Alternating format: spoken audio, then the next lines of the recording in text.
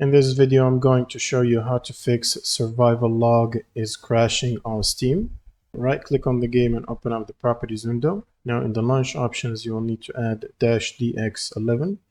Then go to the installed files and verify the game files. And once this is completed, you can close this window. Now you will need to open up your browser and navigate to this link, which you can find below in the description.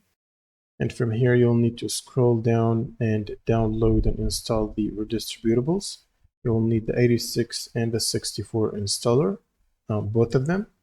Now, when you finish this installation, it will ask you to restart your computer. So make sure to do that. And right after restarting your computer, you will need to update your GPU driver.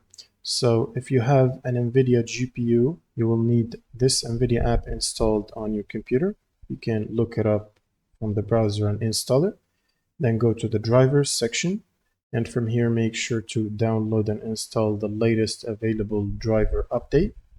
Now, if you have AMD, you will need the AMD software instead. And once you've installed the driver update, all you need to do is right click on Steam, run it as admin, and then just launch the game from your library. And this should solve the crash problem. If you have any questions, leave them in the comments below, and see you on the next one.